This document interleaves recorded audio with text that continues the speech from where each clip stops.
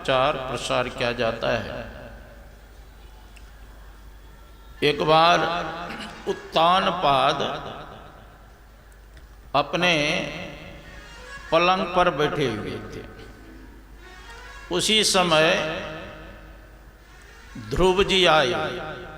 वो भी पिताजी के गोद में बैठना चाहते थे, लेकिन छोटी रानी सुरुचि बगल में खड़ी थी। उसके डर से उत्तानपाद राजा ने ध्रुव को गोद नहीं लिया, लेकिन बालक तो बालक ही ठहरे। वो पिता के गोद में चढ़ना चाह रहे। देखती है सुरुचि ये बालक ध्रुव अपने पिता के गोद में बैठना चाहता। ध्रुव के हाथ पकड़ करके सुरुचि हाथ से झिकझोरती है और कहती है, नादान बालक, तुमको पता नहीं है, तुमको जन्म देने वाली कोई दूसरी माँ है। तुम भी राजा का ही पुत्र है, इससे क्या हुआ? क्योंकि मैंने तुमको जन्म नहीं दिया है। अगर इस पिता के गोद में बैठना चाहते हो, जाओ जंगल, भगवान विष्णु की तपस्या करो। जब भगवान विष्णु प्रसन्न हो जाए तब भगवान से कहना कि सुरुचि के गर्भ से मेरा जन्म हो। जब मैं तुमको जन्म दूंगी तब तुम इस पिता के गोद में बैठने का अधिकारी बने। साथ छोटा बालक, मां की बात लग गई। ध्रुव रोते हुए अपनी मां सुनीति के पास गए और सारी घटना बता दी। सुनीति जानती थी कि राजा जो है छोटी रानी से राजी है। अरे हमको रानी कौन कहे, हमको तो दासी रूप में भी स्वीकार करने में राजा को लज्जा लगता है। बेटा चिंता मत करो, जो दूसरे को दुख देता है उलटकर उसी के ऊपर वह दुख आ जाता है ना। देखो तुम्हारी माँ सौतेली होते हुए भी जो तुमको उपदेश दिया, जो ज्ञान दिया, वह उपदेश आज तक मैंने तुमको नहीं दिया। तुमको यही ने कहा तपस्या करके भगवान का दर्शन करो। यह उपदेश मैंने कभी नहीं दिया था तुमको। बेटा यह पिता तुमको कब तक गोद में बैठा के रखेगा? तुम उस परम पिता परमात्मा के गोद में बैठो जहां से कभी उतारा नहीं जाता। मां के उपदेश को सुन करके ध्रुव घर से निकल गया। जा रहे हैं जंगल। अभी 5 साल का ही अवस्था था उनका। संजोग से नारद बाबा भेट गए। कहा, बालक कहां जा रहा है तुम? कहा, मैं तपस्या करने जा रहा हूं। अरे जानते हो जंगल में कौन रहता है? शेर रहता है, भालू रहता है, हिंसक प्राणी रहते हैं। तुमको जीवित छोड़ेगा? ध्रुव जी कहते हैं, बाबा जिस परमात्मा ने माता के पेट में हमारा रक्षा किया, कि वो रक्षा नहीं करेंगे? जिस माता जी ने कई मन अन्न खा करके पचा के बाहर कर दिए, एक बूंद से 9-10 महीना तक मां के पेट में रहा, किसने रक्षा किया? परमात्मा ने रक्षा किया। क्या वो परमात्मा सो गए हैं?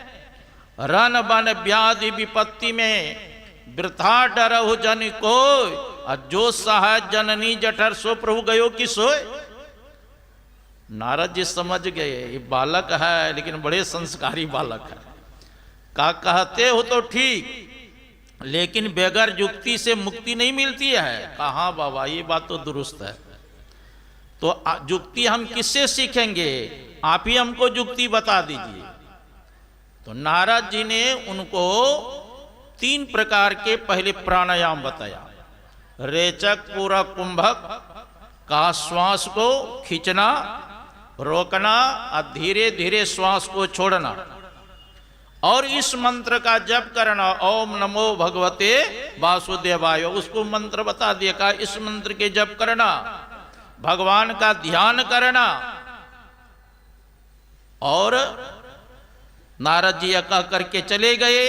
ध्रुव जी जमुना किनारे पहुंचे, है ना, जमोत्रा है ना, अभी अखिल भारतीय होने वाला है 24, 25, 26 फरवरी। वहां जमुना किनारे पहले जंगल था, चले गए और वहां बैठ करके पहले तपस्या करना शुरू किया। कुछ दिन तो कुछ महीना बिताया फल खा करके, फिर फल को भी छोड़ दिए, पत्ता खा करके वो तपस्या करने लगे। फिर पत्ता को भी छोड़ दिए, जल पी करके तपस्या करने लगे।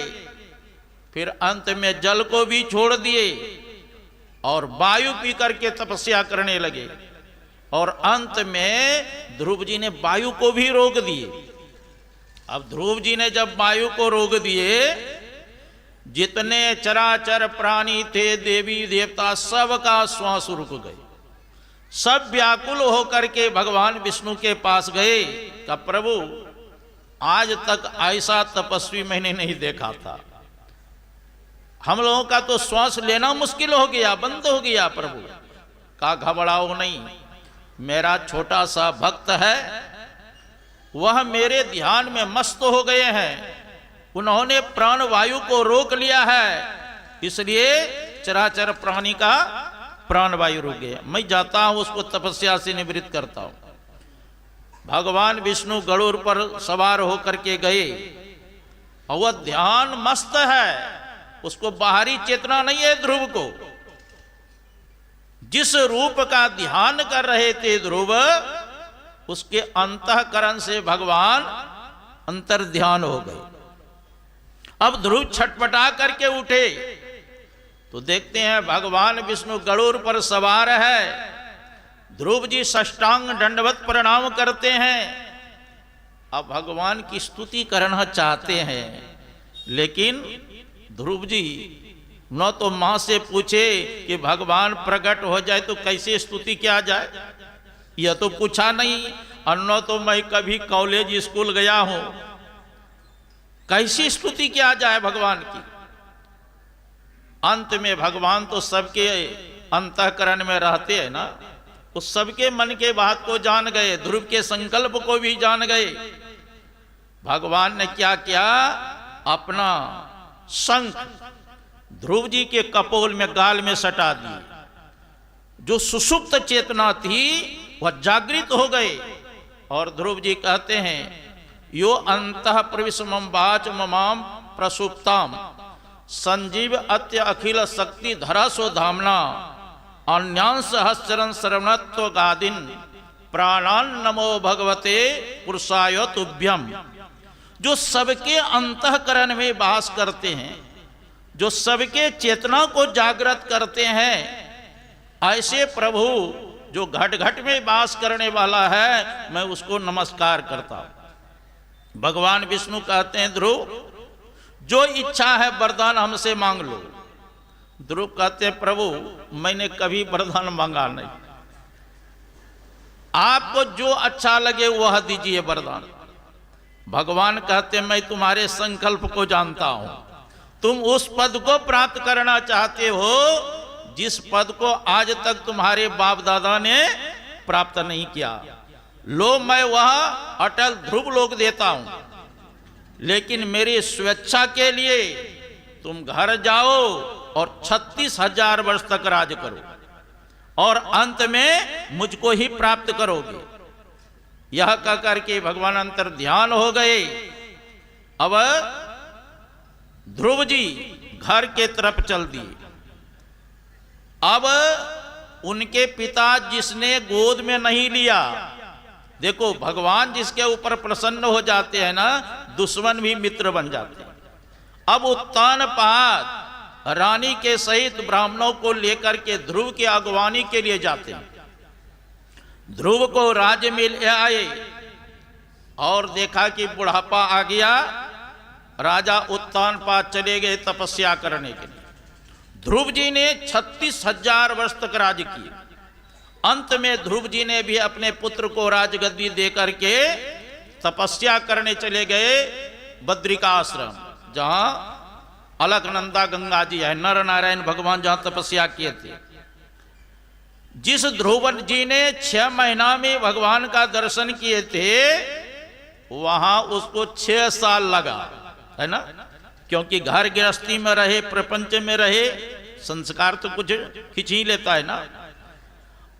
6 साल तक तपस्या किए, तब भगवान के पार्षद आए पुष्पक विमान के लिए। कहा ध्रुव जी, आपको भगवान ने जो अटल लोग ध्रुव लोग दिए हैं, आप चलिए, मैं पुष्पक विमान लेकर के आया हूं। ध्रुव जी ने संत महात्मा को प्रणाम किए, गंगा जी में स्नान करके जैसे ध्रुव जी उस पुष्पक विमान पर बैठना चाह रहे थे, उसी समय मृत्यु देवता आए। कहा देखो ध्रुव जी, आप भगवान के अनन्य भक्त हो, यों तो संसार के प्राणी को मैं चना के समान चिबा करके खा जाता हूं, है ना, लेकिन तुम भगवान के भक्त हो, इसलिए मेरे मस्तक पर अपना चरण रख करके पुष्पक विमान पर बैठ जाओ। देखो भक्त कैसे होते। मृत्यु देवता के सर पर ध्रुव जी अपना पैर रख करके सुंदर पुष्पक विमान पर बैठ गए। जब ध्रुव जी जाने लगे, तब उनको अपनी मां की याद आई कि जिस माता की कृपा से मैंने ध्रुवलोक को प्राप्त किया, क्या मां को पीछे ही छोड़ के अकेले जाऊं ध्रुवलोक? भगवान के पार्षद हंसने लग गए। ध्रुव, जिन माता के कृपा से तूने ध्रुवलोक को प्राप्त किया, क्या तुम्हारी मां पीछे रह सकती है? देखो तुम्हारी मां की पुष्पक विमान आगे आगे जा रही है। कुलम पवित्रम जननी कृतार्था वसुंधरा पुण्यवती च तेना आपार संवित सुख सागरेस्मिन लीनम परे ब्रह्मण्यस्य चेतः। जिस कुल में तुम्हारे जैसे भक्त का जन्म होता है, वह कुल पवित्र हो जाता है। जन्म देने वाली मां कृत हो जाती है, जिनका चित्त अहिर्निश परमात्मा के चिंतन में लगा रहता है। तो ध्रुव जी ने ईश्वर की भक्ति करके उस ध्रुव लोक को प्राप्त किया, जिसको अटल का था। तो अगर हम लोग भी उनकी भक्ति करेंगे और उनको प्राप्त कर लेंगे, तो क्या इसमें कोई संशय है क्या? हाँ, उसकी भक्ति करने के लिए, ईश्वर को प्राप्त करने के लिए पहले ईश्वर का स्वरूप का ज्ञान होना चाहिए। ठीक, जैसे हम कहीं जाते हैं, अगर वहां का आता पता कुछ नहीं हो तो पहुंच सकेंगे गंतव्य स्थान पर? इसलिए हम ईश्वर की भक्ति करेंगे तो ईश्वर के स्वरूप को ठीक ठीक समझना चाहिए। हम लोग पढ़ते थे वेदांत, उसमें आया ईश्वर स्वरूपम किम, ईश्वर का स्वरूप क्या है? तो उसमें आया सत्व प्रधान ज्ञान समष्टि उपहित चैतन्य सर्वचराचरस्य साक्षी सर्वज्ञ कर्म फल प्रदाता सर्वेश्वर सर्वनियंता सर्व अंतर्यामी इति ईश्वर। ईश्वर किसको कहते हैं? का वह सत्व प्रधान है, वह चेतन को भी चेतन प्रदान करने वाला है, वह सबका ईश्वर है और सबके घट घट के बात को जानने वाले हैं और सर्व अंतर्यामी है। इति ईश्वर, इसी को वेदांत में ईश्वर कहते हैं। रामकृष्ण परमहंस जी महाराज कहते ईश्वर किस प्रकार रहते जानते हो जी? जैसे अमीर घर की माताएं पर्दा के अंदर रहा करती है, वो अंदर से सबको देख लेती है कि कौन पुरुष जा रहा है कौन आ रहा है, बाहर के पुरुष कोई नहीं देख पाते हैं। ठीक ईश्वर सबके घट घट में रहते हैं। ईश्वर सभी जीवों का क्रियाकलाप देखते हैं, लेकिन बहिर्मुख वाले मनुष्य उस ईश्वर को नहीं देख पाते, उस सबके घट घट में है। भगवान कृष्ण कहते हैं अर्जुन से, ईश्वर सर्वभूतानां हृदय से अर्जुन तिष्ठति भ्राम्य सर्वभूतानि यंत्रारूढ़ाई माया। हे अर्जुन, वह ईश्वर सभी प्राणी में भ्रमण करते हुए और सबके हृदय में तिष्ठित है। ऐसे ईश्वर के संबंध में भगवान कृष्ण कहते हैं, यो माम पश्यति सर्वत्र सर्वं च मयि पश्यति तस्याहं न प्रणश्यामि स्वच में न प्रणश्यति। जो सबके अंदर में ईश्वर को देखते हैं और सभी प्राणी को ईश्वर के अंदर देखते हैं। भगवान कृष्ण कहते हैं ऐसे भक्त से मैं दूर नहीं, वह भक्त मुझसे दूर नहीं। सब जगह देखते हैं क्योंकि वह ईश्वर सब जगह है। गुरु महाराज भी कहते हैं अपनी वाणी में, सब में व्यापक सबते न्यारा और सब घट एक ही राम हो राम राम। उस सब में व्यापक है। पूजवा के पदार्पण हो रहे हैं, खड़े हो जाएं। बोलिए श्री सद्गुरु महाराज।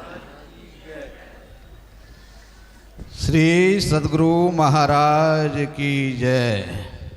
श्री सद्गुरु महाराज की जय। श्री सद्गुरु महाराज की जय। स्वागतम गुरुदेव शरणागतम गुरुदेव। स्वागतम गुरुदेव शरणागतम गुरुदेव। स्वागतम गुरुदेव शरणागतम गुरुदेव। स्वागतम गुरुदेव शरणागतम गुरुदेव। स्वागतम गुरुदेव शरणागतम गुरु। श्री सद्गुरु महाराज की जय। पूज्य बाबा मंचासीन हो चुके हैं और इशारा भी हो चुका है। आप तमाम लोगों से निवेदन है, आप लोग अपना अपना स्थान ग्रहण कर शांतिपूर्वक बैठ जाएं। कपड़ा जो टंगा हुआ है बल्ले पर उसको हटा लें। जिन्होंने भी कपड़ा बल्ले पर टंगा हटा लें और शांतिपूर्वक आप लोग बैठ जाएं। और स्वयंसेवक से मेरा निवेदन है कि मंच के दोनों साइड स्वयंसेवक खड़े हो जाएं। प्रवचन के क्रम में लोग मंच पर इधर से उधर ना जा पाए उनके सामने से, इसका ख्याल रखें। श्री सद्गुरु महाराज की जय। आप लोग बैठ जाएं। जय जय राम, जय जय राम, जय जय राम कहो जय जय राम, जय जय राम, जय जय राम, जय जय राम कहूँ जय जय राम। जय जय राम, जय जय राम, जय जय राम कहो जय जय राम, जय जय राम, जय जय राम, जय जय राम कहूँ जय जय राम। बोलिए प्रेम से श्री सद्गुरु महाराज की जय। तो मैं कह रहा था कि वह ईश्वर सब जगह है लेकिन दिखाई क्यों नहीं देते। तुलसीदास जी महाराज रामचरितमानस बालकांड में लिखते हैं, भवानी शंकरो वंदे श्रद्धा विश्वास रूपिणो याभ्याम बिना न पश्यन्ति सिद्ध स्वंतस्तमीश्वर। कहते हैं भगवान शंकर विश्वास के स्वरूप है, माँ पार्वती श्रद्धा के स्वरूप है। आपके अंतःकरण में ईश्वर परमात्मा रहने पर भी अगर श्रद्धा और विश्वास नहीं है तो योगी लोग भी दर्शन अपने अंतःकरण में नहीं कर पाते। अगर श्रद्धा विश्वास हो तो वह परमात्मा तो सब जगह है। मोको कहाँ ढूंढर बंदे, मैं तो तेरे पास में खोजी हुई तुरंत मिल जी पल भर के तलाश। हमारे पुकार में देर है, प्रभु को आने में देर नहीं है, लेकिन विश्वास श्रद्धा होना चाहिए। जैसे द्रौपदी के साड़ी खींचना प्रारंभ किए दुशासन, साड़ी खींचते खींचते पहाड़ के ढेर लग गए, लेकिन साड़ी का अंत नहीं हुआ। पहले द्रौपदी के मन में होती थी भीष्म पितामह है, द्रोणाचार्य है, कृपाचार्य है, पांचों हमारे पति है, क्या दुशासन हमारे वस्त्र को खींचेंगे क्या?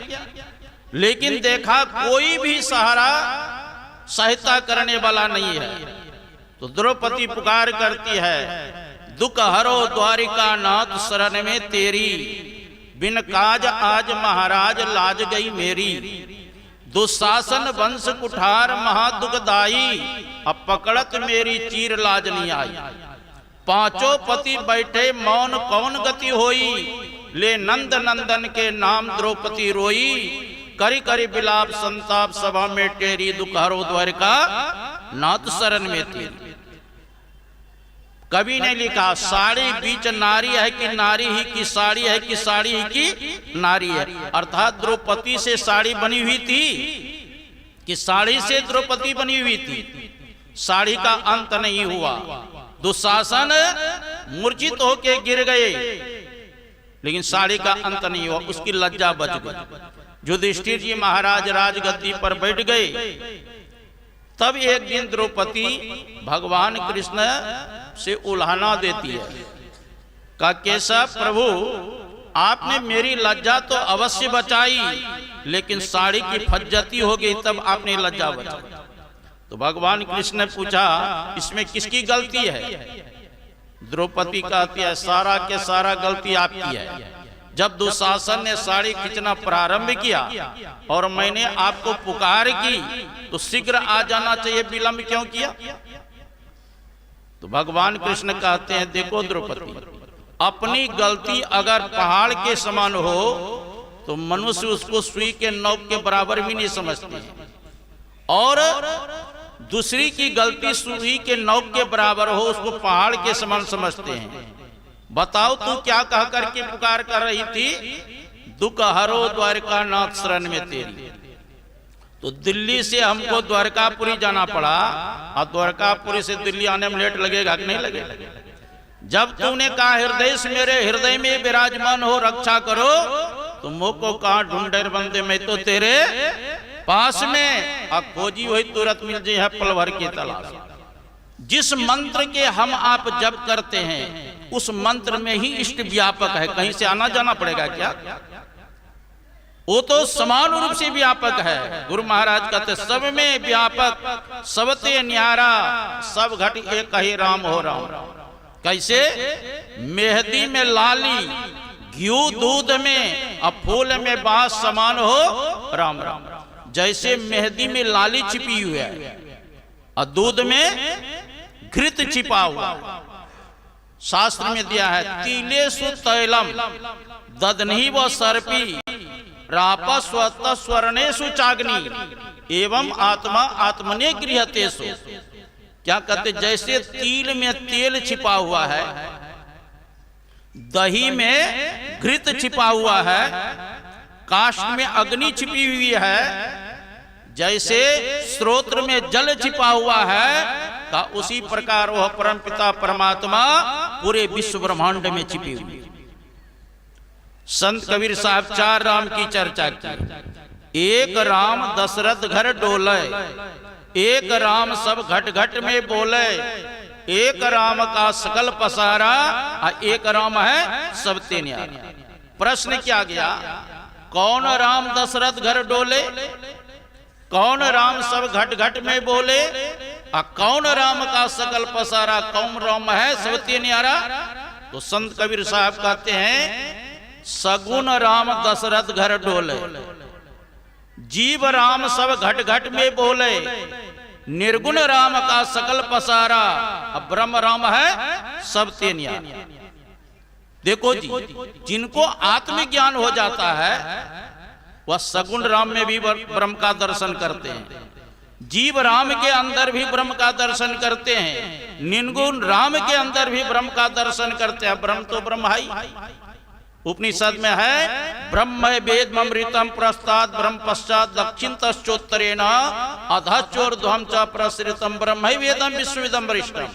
वह अमृतमय ब्रह्म ही आगे है, वह अमृतमय ब्रह्म ही पीछे है, वह अमृतमय ब्रह्म ही दाएं है, वह अमृतमय ब्रह्म ही बाएं है, वो अमृतमय ब्रह्म अंदर भी है और बाहर भी है। तो सब जगह है, तो दिखाई क्यों नहीं देता? तो तुलसीदास जी महाराज लिखते हैं, हाय नेरे सूझत नहीं लियानत ऐसो जिंद, तुलसी या संसार में भयो मोतिया भी। हाय नेरे, वो परमात्मा सबसे नजदीक में है। देखो शास्त्र में बताया गया है कि ज्ञानियों के दृष्टि में वह परमात्मा सबसे नजदीक है, लेकिन अज्ञानियों के दृष्टि में वह परमात्मा सबसे दूर। जैसे किसी को मोतियाबिंद की बीमारी हो जाती है तो अखबार पढ़ पाते हैं, डॉक्टर के पास जाते हैं, ऑपरेशन करके उस माड़ी को पट्टी को हटा देते हैं, लाइन से लगा देते, तब न दिखाई देता है। का उसी प्रकार जीव के ऊपर भी पट्टी पड़ा हुआ। हम लोग पाठ में अभी किए ना स्तुति विनती में, जीव के ऊपर कितने पट्टी है? घट तम प्रकाश व शब्द पट त्रय जीव पर है सारे। अंधकार, प्रकाश और शब्द, ये जीव के ऊपर पट्टी पड़ा हुआ। तो ये पट्टी कैसे हटेगा? तो गुरु महाराज कहते, कर दृष्टि और ध्वनि योग साधन ये हटाना चाहिए, इनके हटे माया हटेगी, प्रभु से होंगी एकता। कितना खुलासा कर दी। जब दृष्टि योग साधन करेंगे अंधकार का पट्टी समाप्त होगा, शब्द साधना करेंगे तो प्रकाश और शब्द ये दो पट्टी हट जाएंगे, तब अपने स्वरूप का ज्ञान होगा कि मैं कौन हूं। हनुमान जी से भगवान श्री राम ने मुक्ति को उपनिषद में पूछे कि बताओ हे भक्तराज हनुमान, हम में और तुम में क्या अंतर है? तो हनुमान जी ने कहा था, देह दृष्टवा तो दासो हम, जीव दृष्टवा तो दंश कहा, वस्तु तस्तु तदेवा इति में निश्चितम मत। शरीर के दृष्टि से आप हमारे स्वामी हैं, मैं आपका दास हूं। जीव के दृष्टि से आप अंशी हैं, मैं आपका अंश हूं। और तत्व रूप में जो आप हैं सो मैं हूं, जो मैं हूं सो आप है, मेरे आप में कोई अंतर नहीं। सोते ही ताही तो ही नहीं भेदा, बारी बिची बगा वही भेदा। जैसे जल और तरंग में कोई भेद नहीं है, उसी प्रकार आत्मा और परमात्मा में कोई भेद नहीं। वेद के 4 महावाक्य, तत्त्वमसि, तत्त्वम असि, तत्व मन वह, त्वम मन तुम, असि मन हो तुम, वही हो जो परमात्मा है। ईश्वर अंश, जीव अविनाशी, चेतन अमल, सहज सुखराज। अयम आत्मा ब्रह्म, यह आत्मा ही ब्रह्म है। प्रज्ञानम ब्रह्म, यह आत्मा ही ज्ञान स्वरूप है। अहम ब्रह्मास्मि, अहम ब्रह्मास्मि, मैं ही ब्रह्म हूं, यह अद्वैत सिद्धांत है। जब संतों के शरण में जाएंगे, उससे युक्ति जान करके एक नाम का जप करेंगे, एक रूप का ध्यान करेंगे, दृष्टियों का अनुसंधान करेंगे, तो अपने स्वरूप का ज्ञान होगा, परमात्मा का दर्शन होगा, अवागमन का चक्र समाप्त हो जाएगा। ये आप लोगों से हम थोड़ा सा कहा, अब पूज्य के मुखारबिंद से विशेष रूप से शरण करें। बोलिए श्री सद्गुरु, श्री सद्गुरु महाराज की जय। अभी हम लोग पूज्य स्वामी नरेशानंद